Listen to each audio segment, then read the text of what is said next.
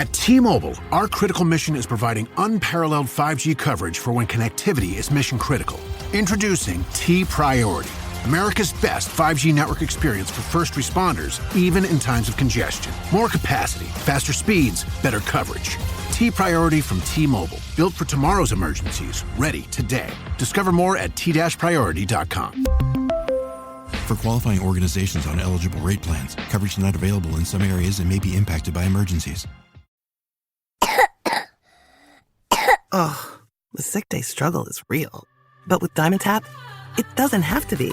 Children's Dimetapp works quickly to soothe multiple bothersome cough, cold, and allergy symptoms in a single dose.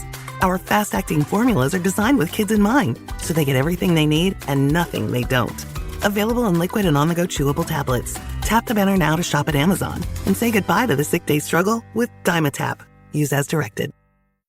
This podcast contains adult themes and language, and some of the things that we discuss may be disturbing to some listeners. In this podcast, we discuss sexual assault, torture, race, and murder. Listener discretion is advised. Please take care of yourself.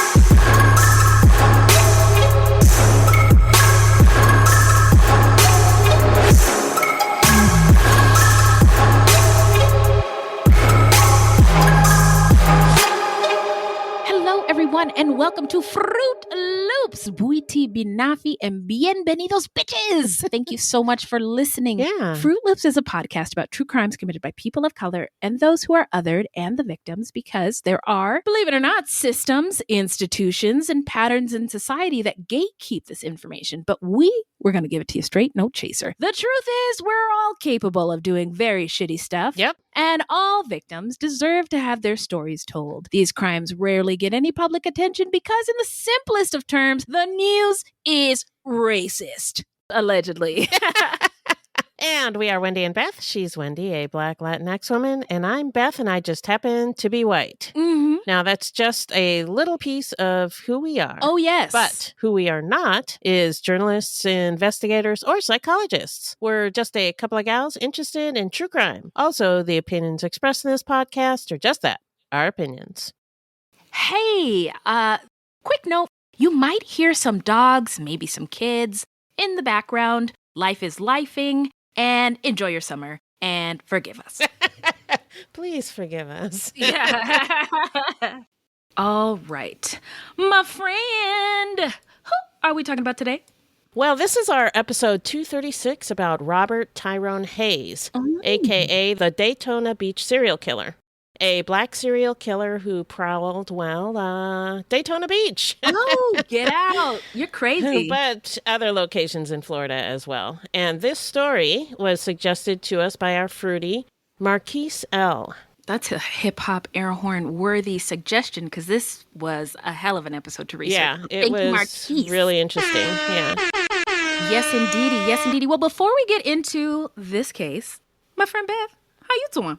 I'm doing good, keeping busy. My daughter and my grandson are living with me, so they keep me on my toes. I would love to live with you. I couldn't think of a better place to be in the world at this time than Beth's house. I would feel so safe and warm inside. So yeah, very warm, because it's hot. It's hot as hell here. Yeah. How you doing? Doing very well. We're recording this the week of 4th of July. Yep. Day before 4th of July. The day before. Very excited about this short week. I'm very lucky. I don't have to go back to work on Friday. Oh, nice. Yeah. I do. And, oh, you do? Yeah.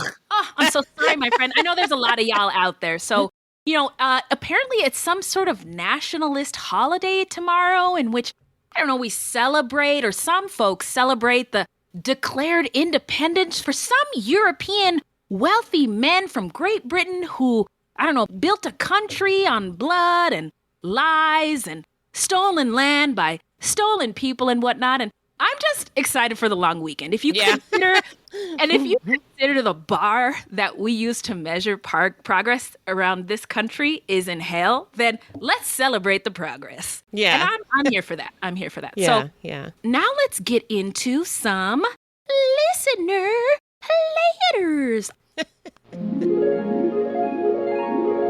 Hello, angels. Thank you. What's in that bag, Beth? Well, we got a letter from Milton K. And Milton said, can you please cover Daniel Jones, a serial murderer from Kansas City, Missouri? And the answer is yes. Hell yes. So that case has been on the list, but we just moved it up due to your suggestion. Mm-hmm. And so thank you. And anybody else, if you have any suggestions, send them on in and we will move them on up the list. That's right. Yeah. So thank you. And let me give you a air horn for reaching out to us because we love it and we appreciate it so much. And if you have any questions or comments, please send them to fruitloopspod@gmail.com or leave us a voicemail at 602-935-6294. We may feature it on a future episode, but if you don't want us to, just let us know and we won't do it. It's as simple as that. Now, I just wanted to say that we're recording this with our Patreons today. Anybody who is a Patreon, we're going to try to do this every month, right? Yeah, once a month. People can crash a recording with us. Yeah. And we just want to say thank you so much to all of our fruities. We love you so much. We hope you are doing well. If you are not doing okay, that's okay. And hopefully we can make the time that you spend with us suck a little bit less. So we just love you all so much. So hip hop air horns for every single one of our Patreons. We are just so incredibly grateful for you guys. Yeah, thank you. So for everybody who is on right now, chime in through the chat. Beth and I are going to plow through this script. And just because it's just the two of us, we will get to your comments in the end. Yeah. You're not required to chime in the chat, but feel free if you're comfortable. So now we're going to take a quick break, and then we're going to get into the story when we come back.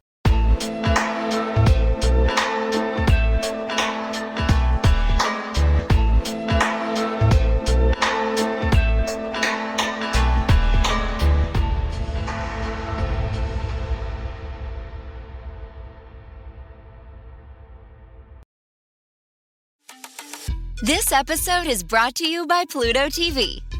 Are you looking for your next case? Pluto TV has all your favorite crime dramas streaming for free, which means suspicion is free, with countless cases to crack. Watch CSI, Criminal Minds, NCIS, Blue Bloods, Tracker, FBI, and SWAT, all for free from all your favorite devices. Feel the free. Pluto TV. Stream now, pay never. TaxAct knows small business owners can sometimes use a little help with their taxes. That's why TaxAct has Expert Assist, a team of live tax experts ready to answer any questions you may have. Think of them as your own personal sidekick. Not like one of those funny talking animal sidekicks, more like the super smart nerding out on tax code and business casual attire sidekick, but just as helpful and lovable.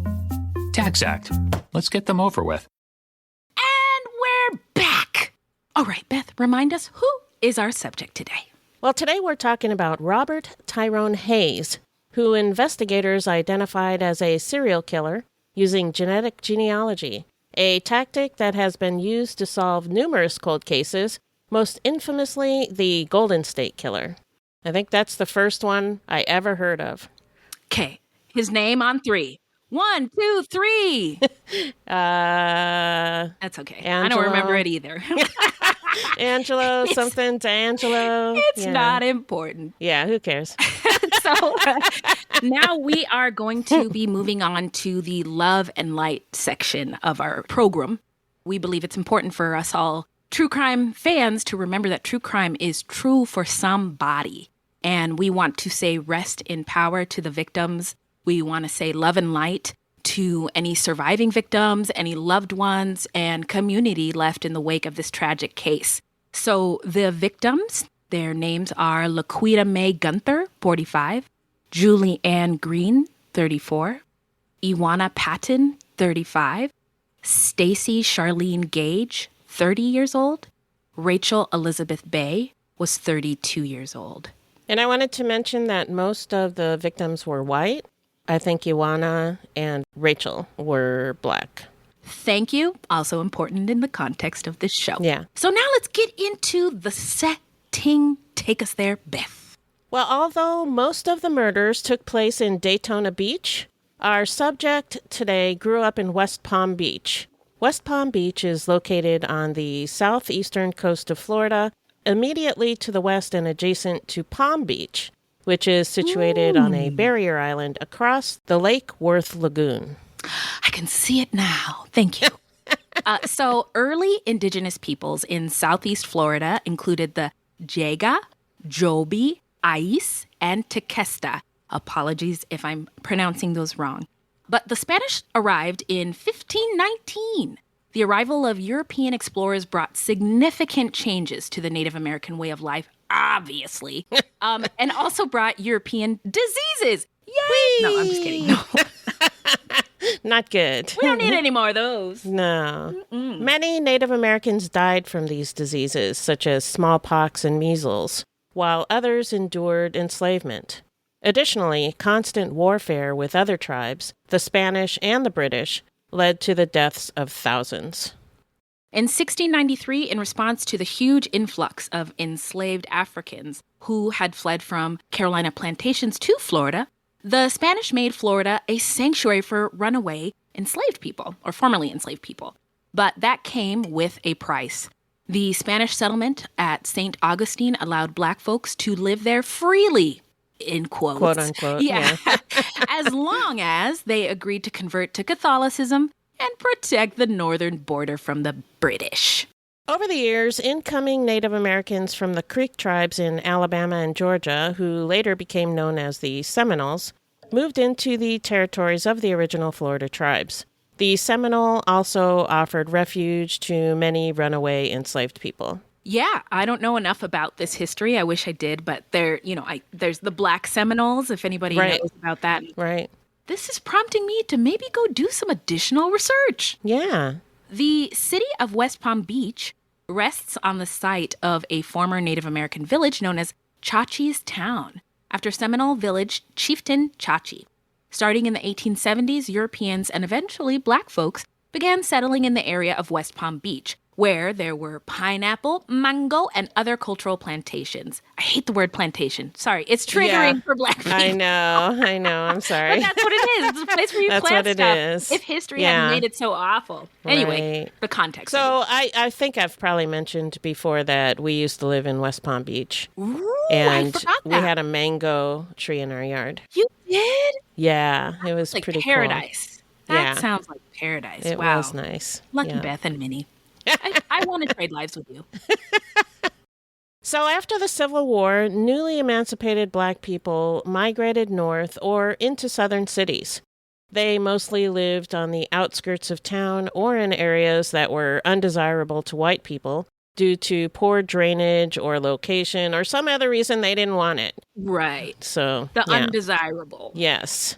Right. In Palm Beach, this was a neighborhood known as the Sticks. Not to be confused with the band Styx. No, but it is spelled the same way, S-T-Y-X. It is. It really interfered with my research, the music part of it. Yeah, I'm not looking for a going band. through your head. Yeah. Anyway, so though control of Florida changed hands between Spain and then England, the United States, and the Confederate States of America, the area remained largely undeveloped until the 20th century. And the population in Palm Beach remained very small until the arrival of oil tycoon Henry Flagler in the 1890s. Flagler decided to build 2 hotels in Palm Beach, the Breakers and Royal Poinciana. These hotels were built by Black laborers, and an estimated 2,000 Black people worked at the island's hotels, estates, and golf courses. I just imagine those workers working and building such a beautiful place, but not being able to enjoy it one bit. Yeah, so that's still happening today. Yeah. So the hotels were constructed to create a travel destination for affluent tourists who could travel there via his railroad, which was also constructed by Black laborers. From the early 1890s until about 1912, as many as 2,000 Black people lived in the sticks, near Flagler's 2 hotels. Like other Black areas near urban centers, it lacked adequate services by design. That was on purpose. Yeah. Flagler intended for West Palm Beach to serve as the residential area for the workers at his hotels in Palm Beach. And white people portrayed the sticks as an eyesore, a place of lawlessness and squalor. And that's what they do. That's what white people do when they're talking about places where Black people live. Yeah, that's that bias, that's stereotypes. And I wonder if those people who have those thoughts, do you even know any Black people? Have you ever met one, to be able to just assume that they are lawless and in squalor? So I think you mentioned that areas where Black people lived lacked adequate services by design. And so some people did live in squalor, but, that's not their fault. It was by design. Right. It's intentional, and it has to do with policy and white supremacy, capitalism, all those things. Yeah. Much of the sticks was burned down in 1894. Then, in 1904, local police began a project to clear out, quote unquote, Black residents from the sticks.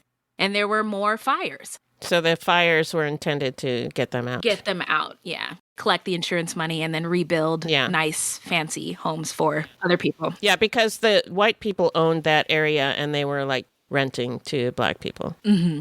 So Black residents were pushed out. Palm Beach became a winter haven for wealthy white people. And many of the Black residents moved to West Palm Beach. The city, meaning West Palm Beach, grew rapidly in the 1920s as part of the Florida land boom. The population of West Palm Beach quadrupled from 1920 to 1927. Wow, that's quick. Hell of a jump. 7 years, yeah. And all kinds of businesses and public services grew along with it. Florida is the place to be. I mean, it's in every song. Party in the city where the heat is on all night on the beach to the break of dawn. I'm going to Daytona. I don't know. Sticks. Miami. So the land boom was already faltering when the city was devastated by the 1928 Okeechobee hurricane. The Depression years of the 1930s were a quiet time for the area, which saw very little population growth. The city recovered with the onset of World War II because war is lucrative, which saw the construction of Palm Beach Air Force Base, which brought thousands of military personnel to the city. The 1950s saw another boom in population with the advent of air conditioning, encouraging growth. Ooh. But the neighborhoods were strictly segregated between white and Black populations. Black settlements in Palm Beach County have historically suffered from unfair government policies and discriminatory zoning and lending practices. Yeah, it's just so stupid. It's so stupid to separate people that way. A recent study on racial inequities in home ownership in Palm Beach County has concluded that discriminatory housing practices still exist. They needed a study for that? Shocking. So today, West Palm Beach is approximately 38% white, 31% Black, and 25% Latinx or Latine. But the city still struggles with segregation, and Black residents still have reduced economic opportunities compared to their white counterparts.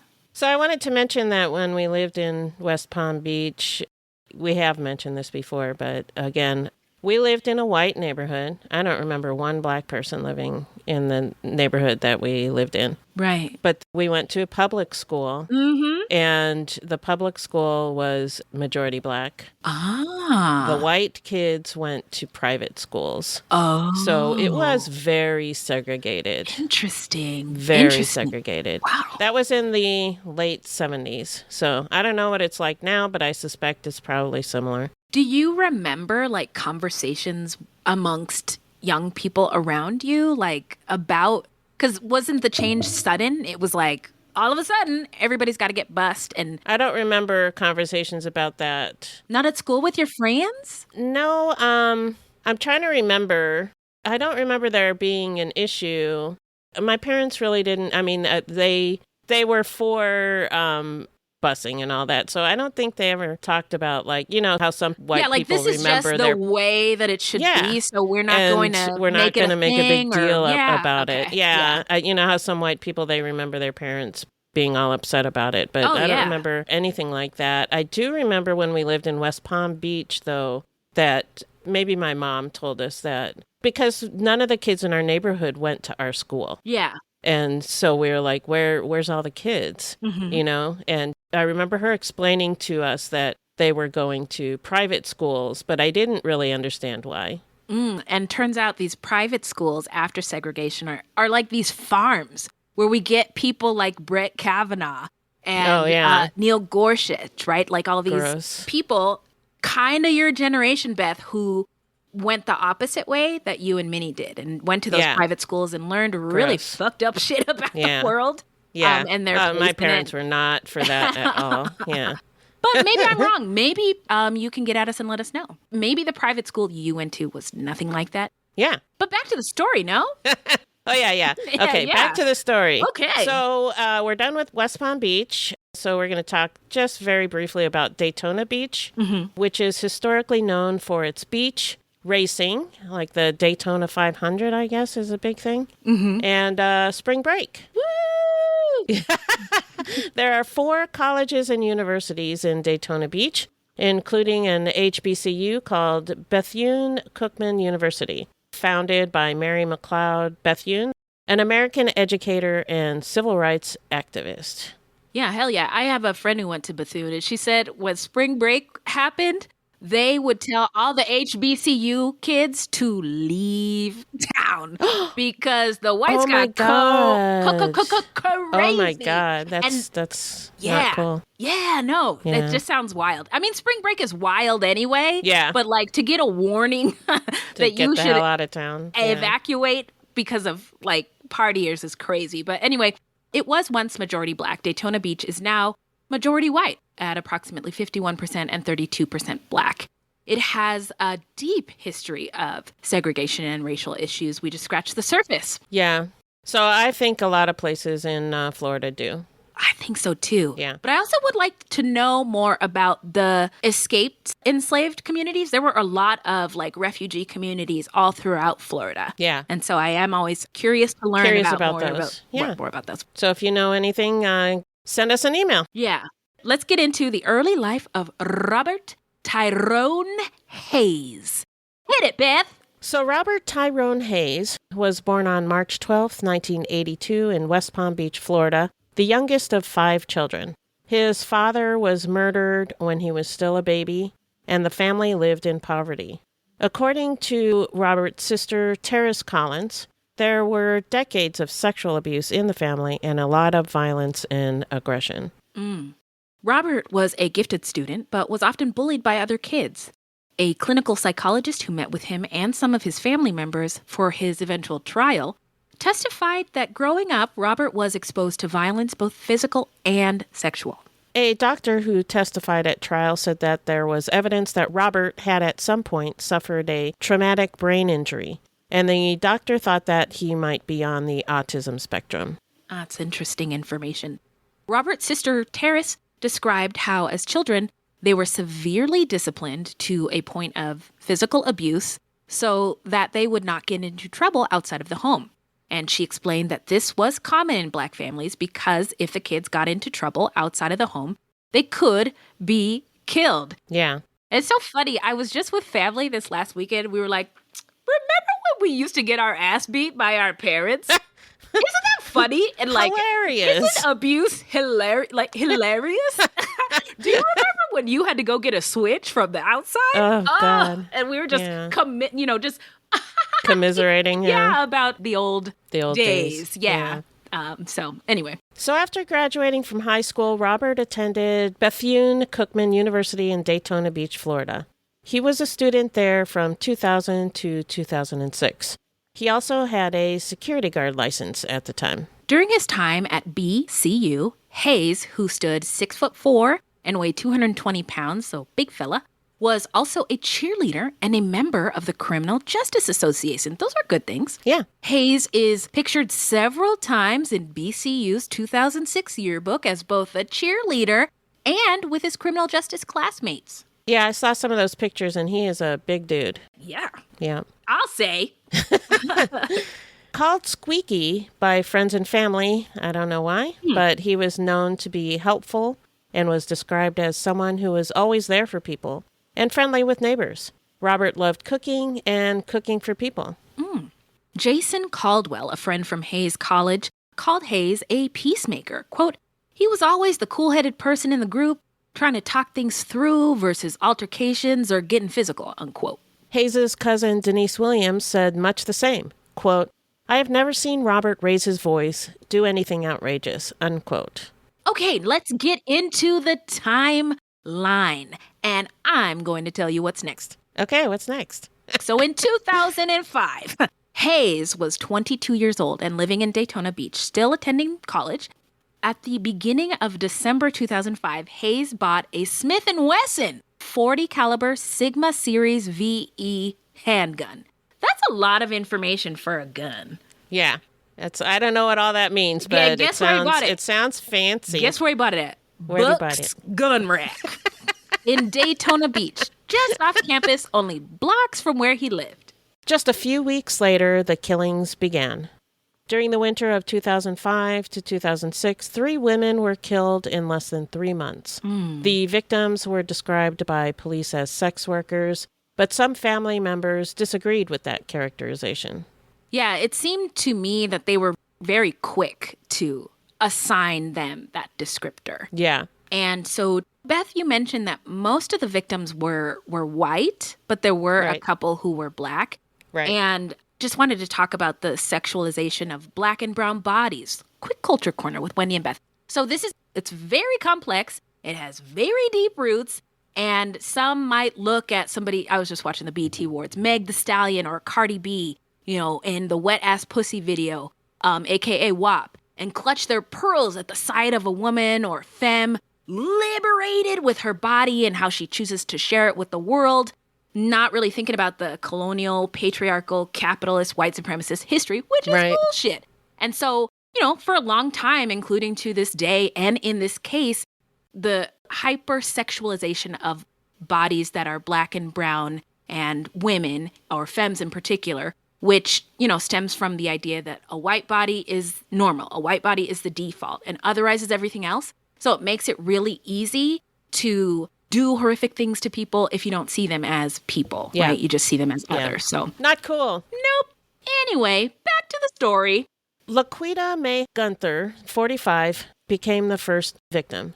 Laquita was a resident of Daytona Beach, and she was described by her family as a very smart and outgoing person. She was also known as a tough labor hall worker, which I had to look up what a labor hall worker was. It's a day laborer. Apparently she was a construction day laborer. But working, getting after it. Yeah. Laquita was last seen on Christmas Eve 2005 at Chubby's Bar on Beach Street. That evening, Laquita had plans to prepare Christmas dinner with her friend Stacy Dittmer, but she never showed up. On December 26, Laquita's body was found in a narrow space between 2 buildings across the street from Chubby's Bar. She was in a kneeling position and had no clothes on. She had been killed with a gunshot to the back of the head. Less than a month later, Julie Ann Green, 34, a friend of Laquita's, became the second victim. On the night of January 13th, 2006, Julie, a mother of 4, told her boyfriend she was going to walk down the street to call her dad on a payphone. Remember those? Yeah. She never returned.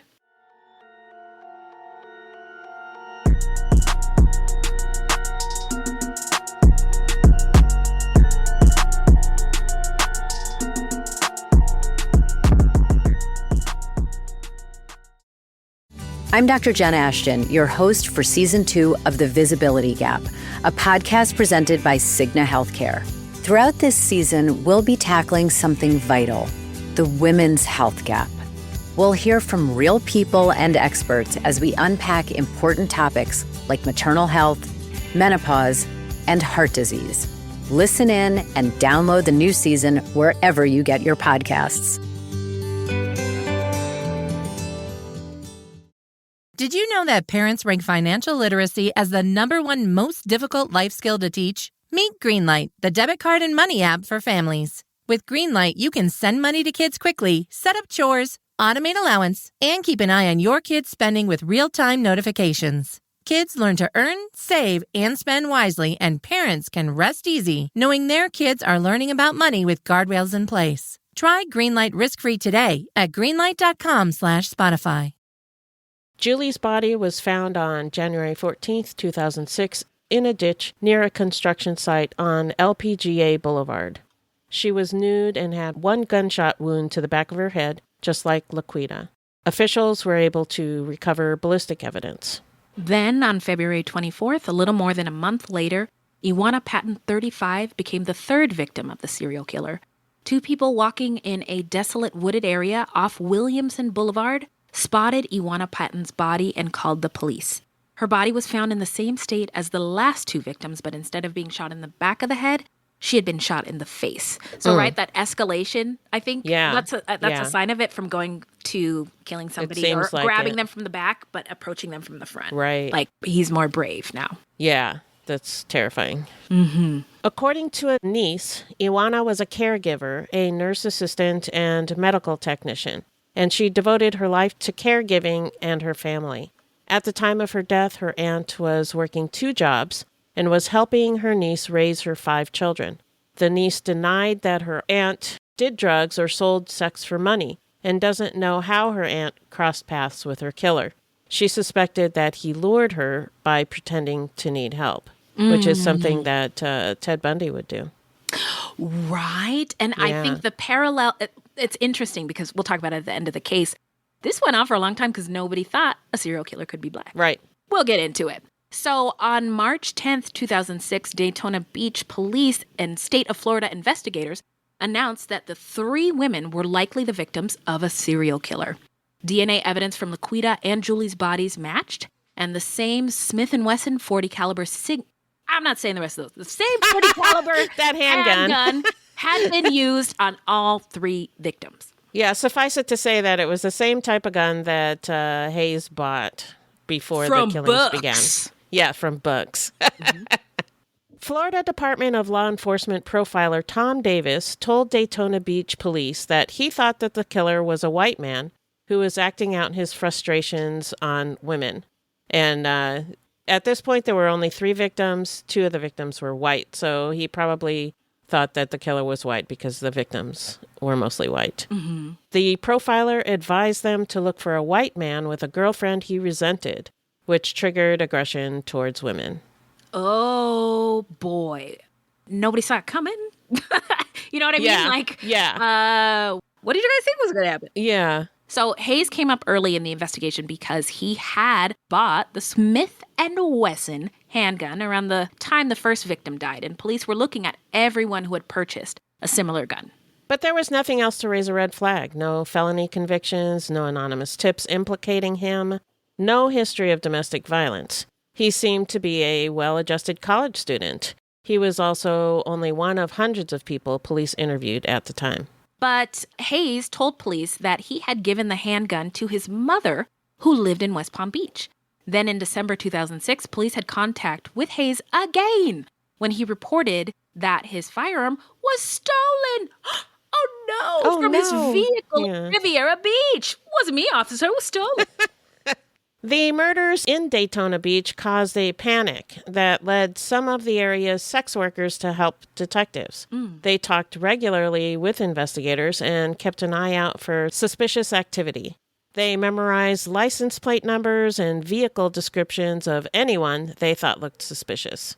I think that's really cool how they, them as a community, the sex workers, banded together to protect themselves. Yes. I'm sure they were both getting something out of it, right? The police were getting information, but they were also, by giving them information, keeping their community of workers safe, right? Yeah. So, volunteers from a local ministry also worked to warn people of the murders, and they distributed flyers and hygiene kits to those living and working on the street, urging people not to walk alone at night.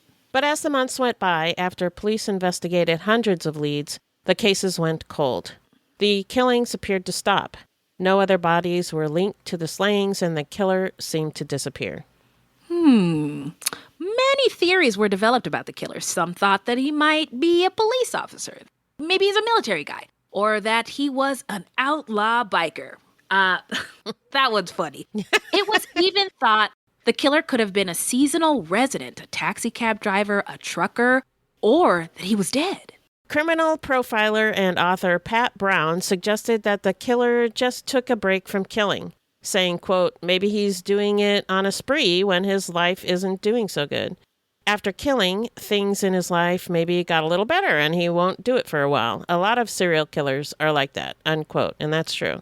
Ah, yes. Thank you, OG of True Crime. She's here. So Hayes ended up graduating from BCU in 2006 with a degree in criminal justice. After graduating, he worked as a chef. Then on January 2nd, 2008, the nude body of a fourth woman was found in a wooded area near an abandoned church. Stacy Charlene Gage was last seen alive on December 10th, 2007. A former drum majorette who dropped out of high school in her senior year, Stacy struggled with substance use. She was a single mother of 2 children, a girl and a boy. She was reported missing by her grandmother after she left to go to the convenience store to get a bag of ice, but never returned. So I just wanted to say that the discipline and physical talent that a majorette has to have, I think is incredible. Yeah. And so knowing that about her, that she had that in her background and she was a mom taking care of 2 kids by herself. Right. I love that we have this information because we don't always get it in these kinds of cases with these kinds of victims. And I'm pleased that we get to know more about the humanity of these people. Yeah. It seems to me like she was just a human being just trying her best in very difficult circumstances. Yeah. But 3 weeks later, a few miles from where Stacy lived with her grandmother in Holly Hill, a middle-class suburb of Daytona Beach, Florida, police officer Chris Reeder parked on a secluded dead-end road near an abandoned church to do some paperwork. And doesn't that seem suspicious to you? Sorry. I don't know. I don't know what police do, so yeah. All right, just me. He might have been watching people or doing paperwork. I don't know. Okay. But when he rolled down his window, he smelled something bad. He got out of his patrol car and began searching for the source of the smell. About 15 yards in from the road, Reeder's flashlight fell on the nude, decomposed body of a young woman who was later identified by her fingerprints as Stacy Gage.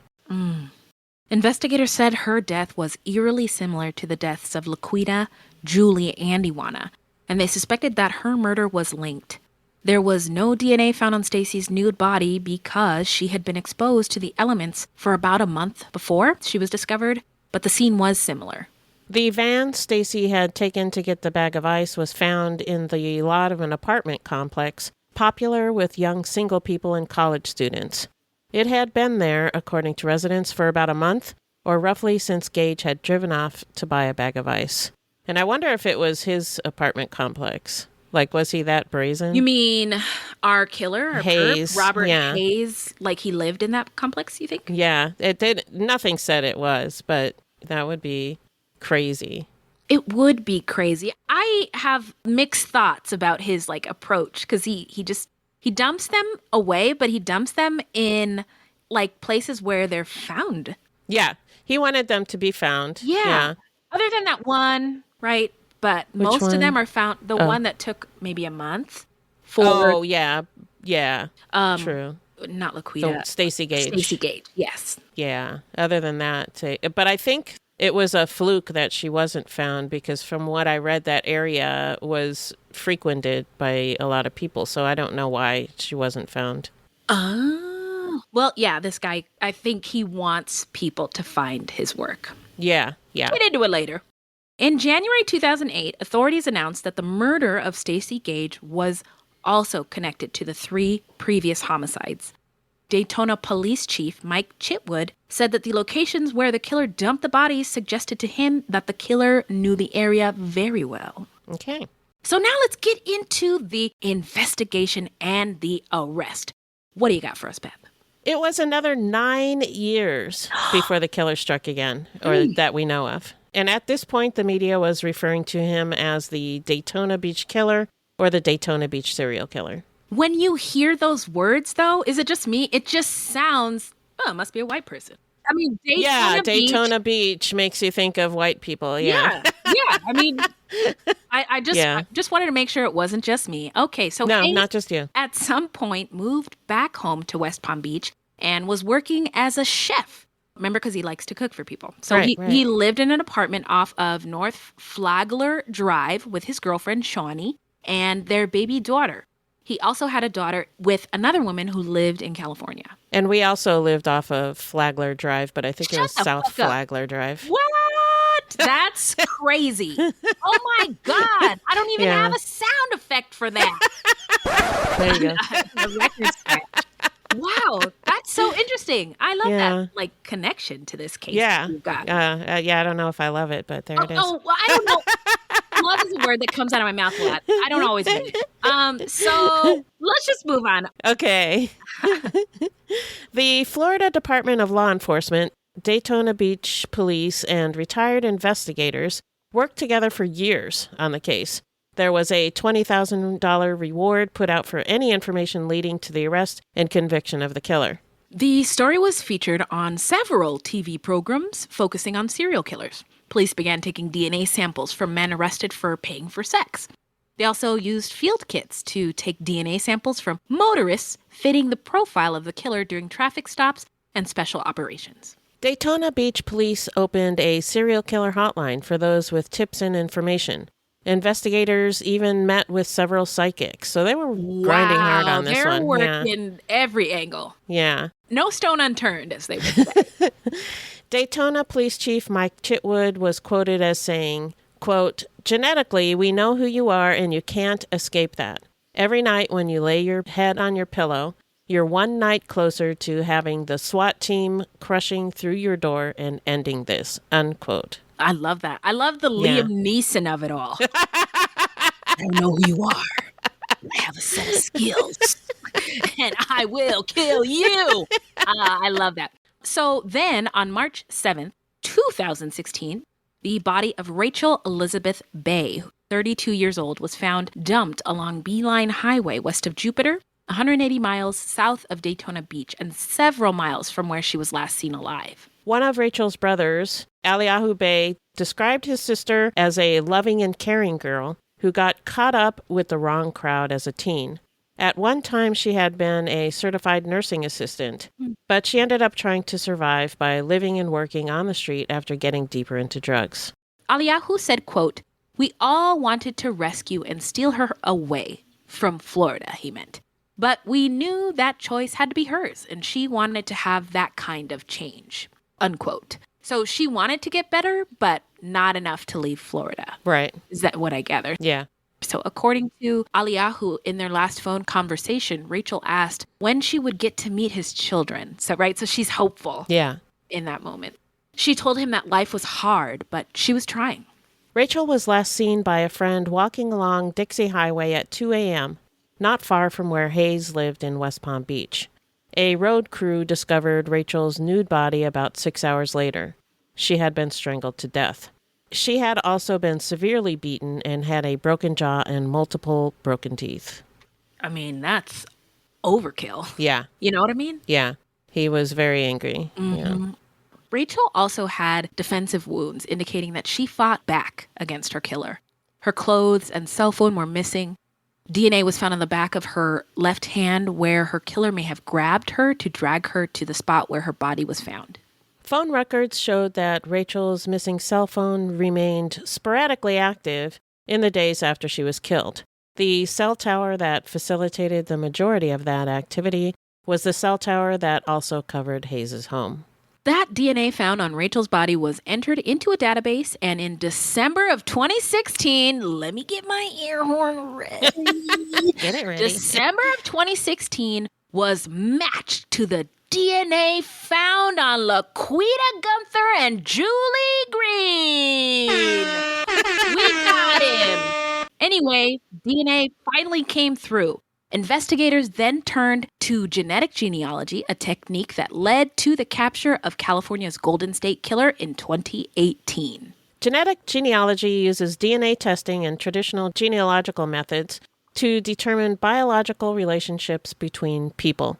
The DNA was submitted to the genealogy database company GEDmatch, and eventually, with the information they received from GEDmatch, police zeroed in on Robert Hayes as a suspect.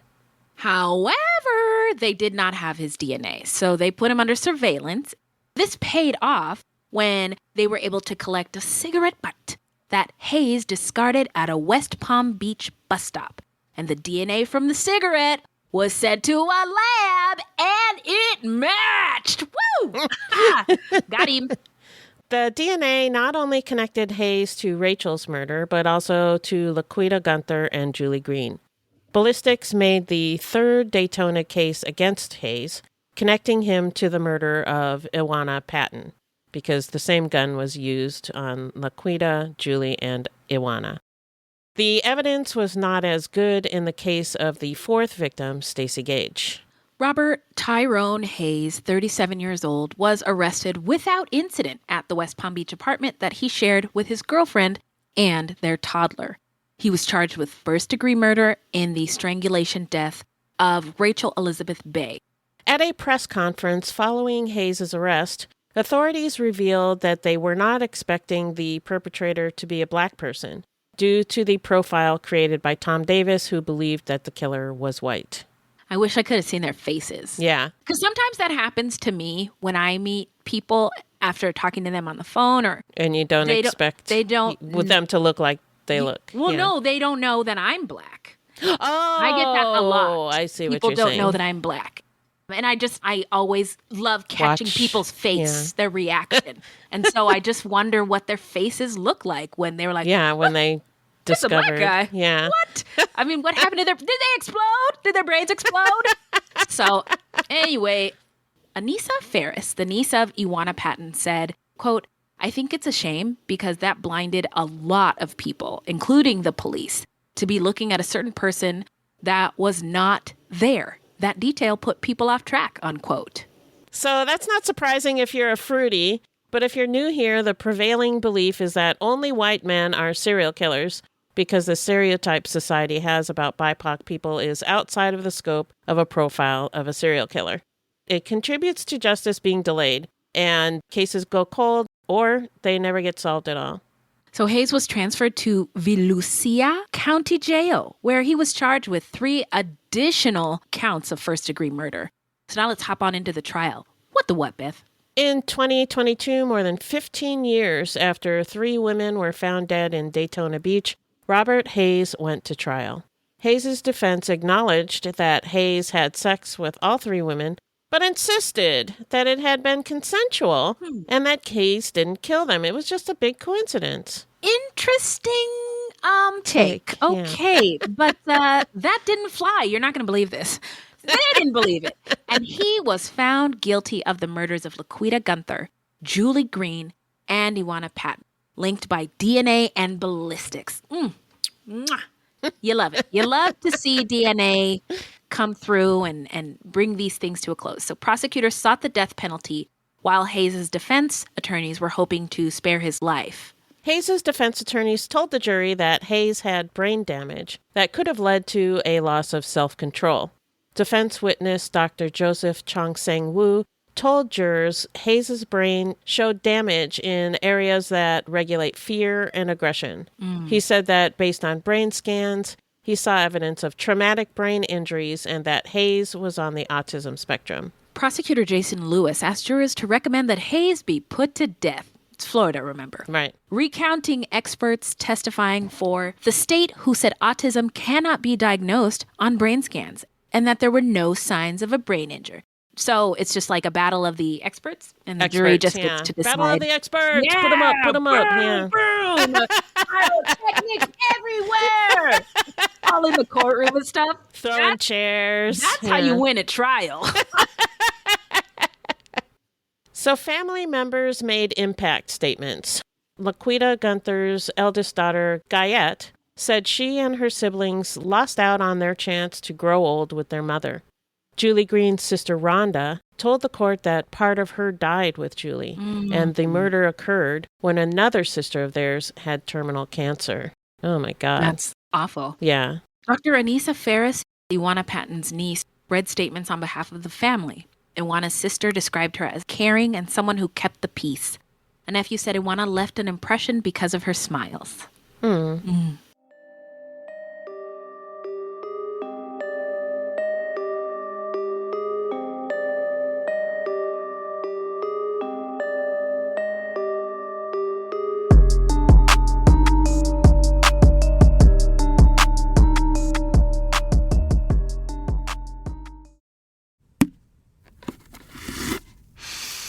Clorox Sentiva smells like grapefruit. Cleans like Clorox. And feels like...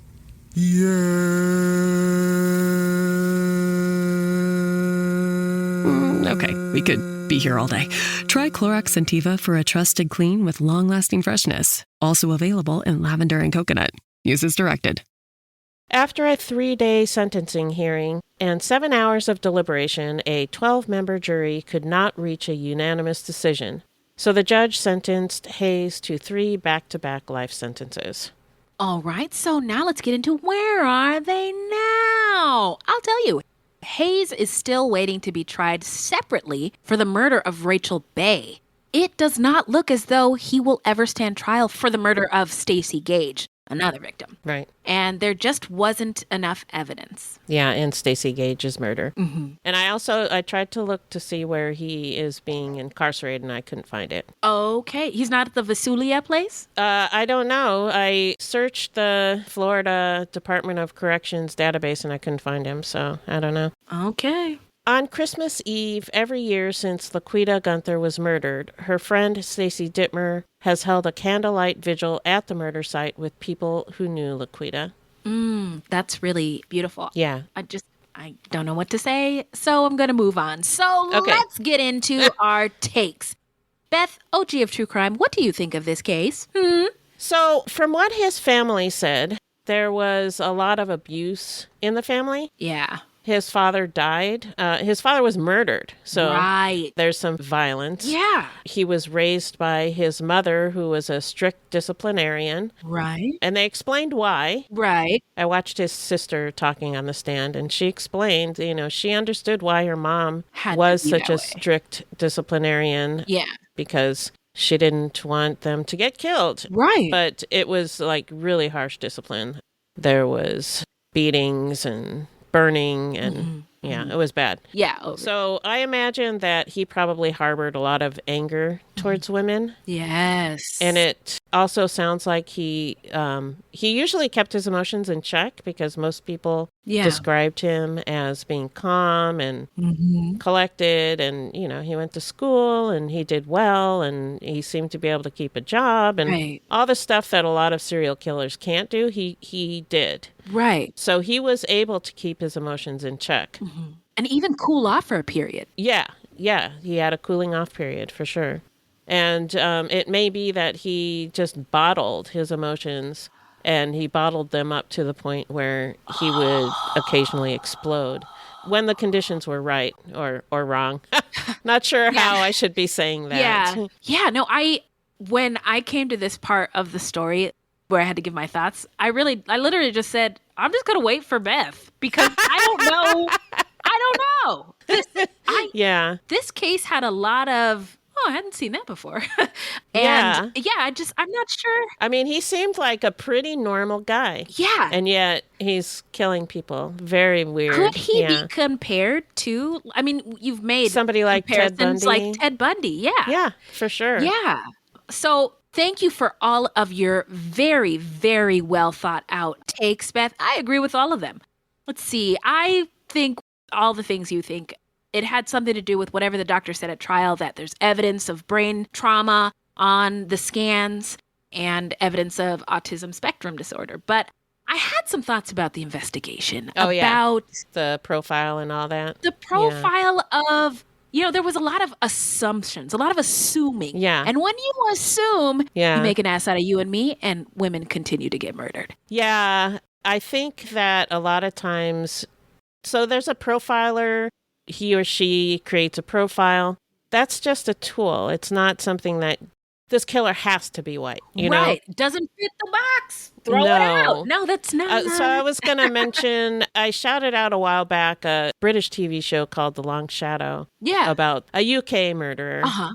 A real one. Yeah, a real one. Okay. I can't remember what his moniker was, but the something Ripper. I can't remember. Oh, anyway, yeah, I remember my shock. There's another British there's Ripper? another Ripper.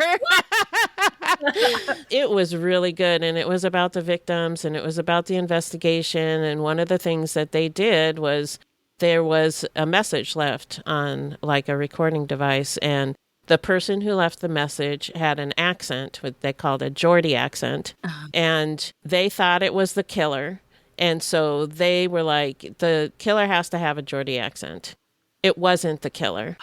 I guess I shouldn't. Maybe people in communities who had that accent to try to find the killer? I don't know, but they would dismiss suspects if they didn't. Oh, so, well, I mean, accent can be faked anytime, mate. Yeah. So they had interviewed the killer many times and dismissed him because he didn't have that accent. Yeah. Do you see what I'm saying? How these assumptions and inability to, like, people get a bee in their bonnet, law enforcement, prosecutors. Yeah, it happened this way. What is that? Tunnel vision. Yeah, they get yes. tunnel vision. Thank you. Yes. And it ends up just preventing justice from being served or investigations to move forward to a conclusion. And I think contributed to the case going cold is these assumptions made, right? There was a lot of time where the family members and loved ones had no idea who killed their family member or what happened to them. And, you know, he still has to be tried for one of the murders. Yeah. It's taken a long time and it didn't have to. And that's frustrating for me. And it's got to be really painful for the victims. The victim's family, yeah. No surprise, the death penalty was pursued. This is Florida. Yeah. And also, just reminder, true crime is true for somebody. And I thought about, you know, his mom, who tried so hard to keep him out of trouble with her strict discipline. Yeah. And one of his siblings testified at trial. Yeah. Like as a character witness. But, you know, this mother of this guy who did something really bad, I'm sure she still loves her son. Yeah. So I thought about that. And his siblings. I'm sure there are still people in this world who love him and don't believe that he is forever going to be as bad as his worst deeds. Fine. Yeah. But it was just a thought I had. I have no idea how his family feels. But again, true crime, it's not just the victims and it's not just the family members who are left behind. There's like a whole, because of this tragedy, there's a whole, like, I can't think of a better word, a whole ecosystem of people who are touched by this really fucked up thing. Yeah. And so that's it for my takes. Okay. You tell us, Fruities, what you think of the case. You know where to find us. Now we're going to move into the How Not to Get Murdered section of our show. There's a jingle here. No, I'm just kidding. If you love true crime and you don't want to die, here's a tip for you. Nailed it. This segment is not intended to be victim blaming. We thought of this segment because I read somewhere that a lot of people listen to true crime because they want to know what they can do to be safer. This is not meant to blame the victims. It's just learning from other people's experiences. Okay, Beth. Well, I've been spending more time than is healthy on Instagram, and I keep getting a lot of self-defense videos. Oh, nice. And this one video, the instructor kept just repeating this phrase over and over again and then showing examples of how to do it. What it meant, what it meant and how you can get out of it. So it's just dropping your weight. You know when you try to pick up a toddler and he has a temper tantrum at the floor? That's my tip. Drop your weight. And then trying to remember what they used to say on wait, what? I'm trying to remember the name of the show. Wait a minute, what could it possibly be? American Ninja Warrior? No, it's a regular comedy TV show. I just can't remember the name of it right now. To do with survival. No, it was like Boneless. Go Boneless. Go Boneless. Yes, that's Go Boneless. Yes, let's go with that. Go Boneless. And then strike if you can. And strike. I was also looking up strikes, different kinds of strikes. What kind of strike? Take your pick. Palm strike, eye strike, elbow strike. Just strike and run away. And so, but the dropping your weight is the key thing to throw them off and buy you some time. That's a good one. I like it. Yeah, I'm going to be practicing on my bed, in the swimming pool. Just so go boneless. Yeah, go boneless. Yeah. So stay calm, stay confident, and stay safe. Okay. So now it is shout out time, where we shout out any content by people of color or about people of color, or share any content by any LGBTQ folks or about them, or any true crime goodies. And I have 2 shout outs. Okay. The first one is the Freaknik documentary on Hulu. Okay. I know it came out a while ago, but it's relevant to the story in that Freaknik was created in this vacuum that all the white kids were going to Daytona Beach for spring break. And black kids were like, we don't have anywhere to go. We can't just be flying to Florida on spring break. We don't got that kind of money and get hotels. So these students in Atlanta were like, hey, let's just have a party, a picnic in the park at Piedmont Park. We'll call it Freaknik. And it just grew and grew and grew every year. Eventually it got out of control. It got shut down. But it was a time. And that documentary is on Hulu. Nice. Also, this is a true crime goodie. It's a hilarious podcast that I've binged almost to completion. Not done yet. It's called #OneDad or Number One Dad. Number One Dad. Okay. I'm sure you've heard the promos for it by now. But I've heard the promo, but I haven't listened to it yet. It's good? It is good. It is a true crime goodie. And this dad did crazy things. Like he wanted to take his son to go see Michael Jordan play at Madison Square Garden. So do you know what he did? He said, son, tell him you're with Kids Sports Illustrated and you are a reporter. And I'll be your photographer. And they got in. And my He God. ended up interviewing Michael Jordan at age 10. That's crazy. More than once. So his dad did big cons like that for decades. And nice. It's taking all these twists and turns. It's so good. Anywhere you get your podcast. Number One Dad. What do you got, Beth? Cool. So I wanted to shout out a TV show on Apple Plus. Apple Plus? It's Presumed Innocent. Oh, and I've it heard stars such good things Jake about Gyllenhaal, Mm-hmm. and he plays a prosecutor who is charged with murdering his mistress. So, oh my God, yeah. And there are twists and turns. Yeah. And his wife is played by an Ethiopian Irish actress named Ruth Nega. Mm-hmm. And she was in the TV show Preacher and the film Loving. She's a beautiful woman. She is stunning, as we would say. Did you have any more? That's it. Okay, I'm going to repeat the shout outs, and then if we still have Fruities with us, we will read all the questions in the chat. So if you are still here, and we'll still read all the questions in the chat, even if you're not here. Even if you're not here anymore. So those shout outs again are the Freaknik documentary on Hulu, Number One Dad, a true crime podcast, wherever you get your podcasts, and Presumed Innocent on Apple Plus, which is a fire fucking show, according to Beth. So let's get into the questions. So I'm going to open up the chat. You open it up too, Beth, and I guess we just go through it. Okay, so Corey's here from Rhode Island. Thank you, Corey. Shout out to Corey. Corey is watching a documentary about the dude who has 1,000 kids, and it's crazy. Go check it out. Kamisha is here, Lord. His middle name is my dad's first name. We all know a Tyrone. You better call Tyrone. And then here's Corey, 602-935-6294. Corey says, I sing this to myself way too often. I love that. Kamisha said, I don't have the phone number. I don't have it memorized, referring to the phone number. Danny, getting to witness the magic live, and a lovely emoji. Thank you, Danny. Corey, commercial. Ronica's here. Ronica. Oh, I wanted to tell her that I've started crocheting, and I was actually hoping Ronica would be here so you could see my crochet. Oh my gosh, project. that's awesome.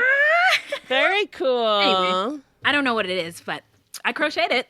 And let's see. Watching y'all record makes me think of the Eddie Murphy party all the time. Party all the time, the video. Party all the time. I just want to party. Oh, and then in the chat, they all got into it. I love that. Corey says Eddie Murphy's music career being based on a bet still tickles me. I love that. I love people being unserious. They're still singing in the chat. Just want to. Ooh, ooh, ooh, ooh. She likes to party all the time. Party all the time. I know, right? Yes, we all love that song. STG. What's STG? I don't know, but Corey said he hears more gunshots living around these redneck farmers than I ever did in the hood. Oh my gosh. Yeah, so these white people be scary. Yes, Corey, they are indeed. Kamisha said, is that who Flagler Street is named after in South Florida? Yep. Yeah. Yes. Henry Flagler, I think was his name. And Beth lived on Flagler Street at one time. Yeah. I think it's actually Flagler Ave, is it? I don't know. Anyway, Flagler. Doesn't matter. I don't know, but that Flagler. Who cares? Yeah.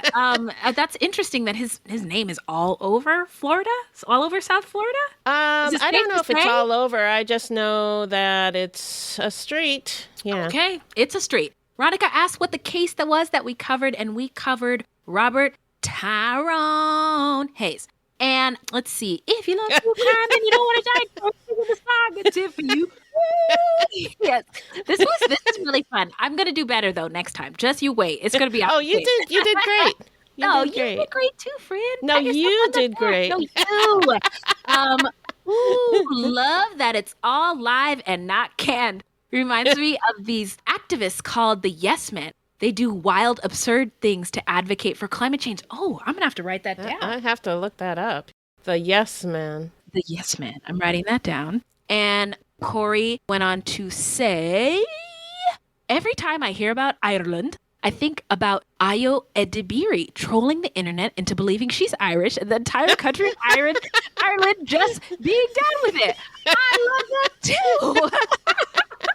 You know what? I think Ireland, people from Ireland, Irish people, like the ones who experienced maybe the Troubles or who experienced like oppression, I really ride hard for the folks in Ireland. It turns out I've been watching these Black travel blogs. Ireland is the place to be. They are so nice. So Corey went on to say more. Share away, besties. Swear to God. Oh, that's swear what to God. STG stands for. Okay, thank you. I'm old. Just turned 40. And not hip with the kids' lingo. No, I'm not. I'm, as my daughter Although says, you do know Skibbity Toilet. Skibbity, yeah. If I hear that fucking song one more time. Danny says, yes, the Irish are down, and Wendy, Irish confirmed. Ding, ding, ding. So, is that it? That's it. Thank you all so much for being here with us. Yeah, thank you. Thank you so much. It means so much. It was really fun. It was really fun for us, and it'll be better and better every time. We're going to be doing this once a month. If you have any feedback or anything like that, let us know. Yeah. We love you again, and we'll just see you on the internet. Yeah, thanks. Anything else, Beth? Nope. Okay, so, Beth, where can the people find us? Our website is fruitloopspod.com, and we use Fruit Loops Pod for all of our social media. The footnotes for each episode can be found on our website. Plus, check it out for the different ways that you can support the show. Also, join us on Patreon, where we have literally hundreds of hours of bonus content. You can also support us by supporting our sponsors or by giving us a 5-star review. 5 stars only, please. Also, don't forget to subscribe. That's right. Now, listen close. This is a weekly podcast, and new episodes drop every Thursday. So until next time, look alive, y'all. It's crazy out there.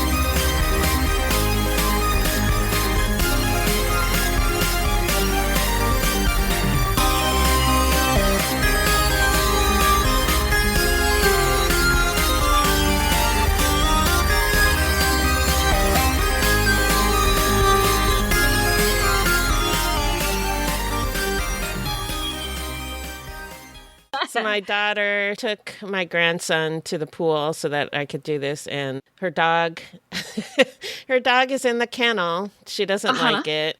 But if we don't put her in the kennel, then she eats everything. I mean, everything.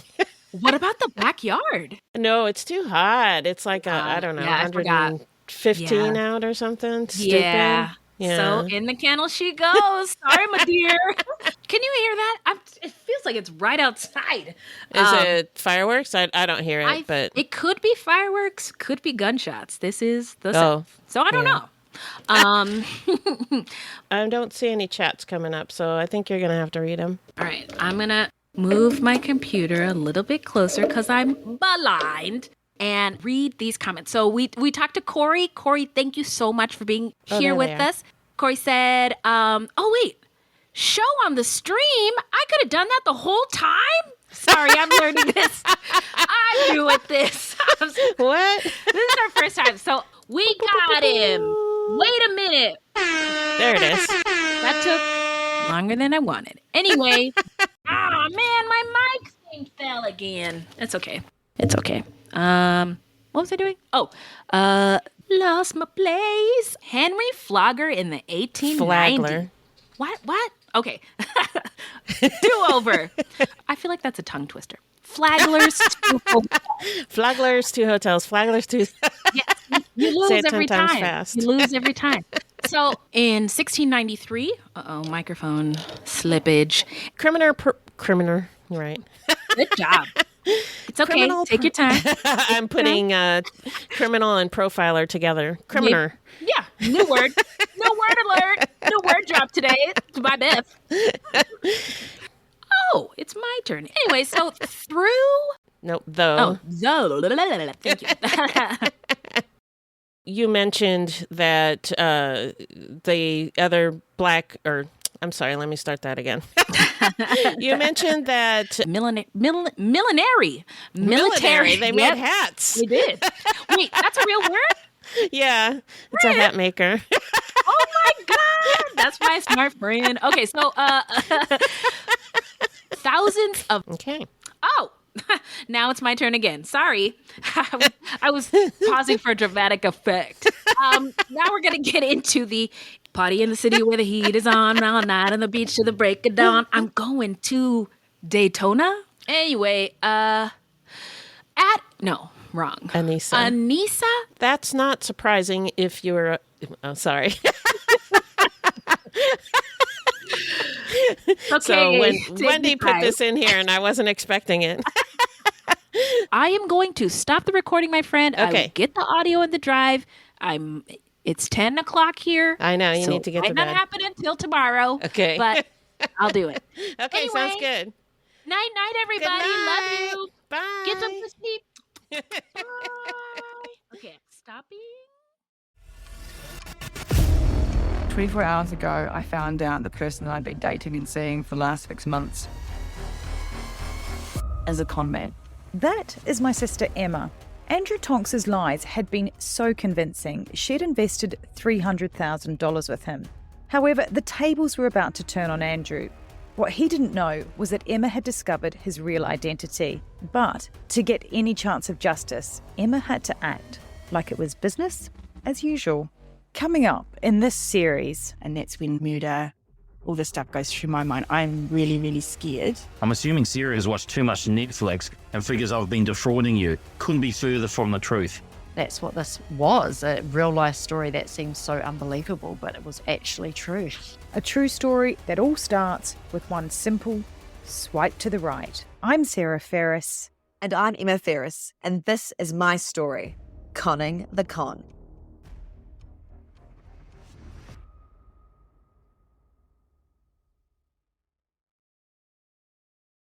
3 a.m., the comedy horror podcast that holds weekly gatherings around the campfire.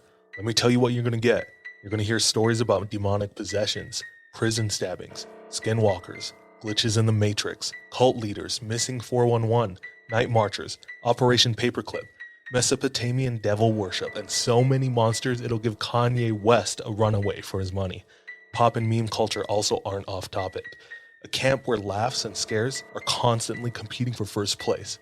We're just a group of friends trying to bust each other's balls, find the best stories, and expand the circle in the process. 3 a.m., the comedy horror podcast, not for the faint or fragile of heart. Let's go.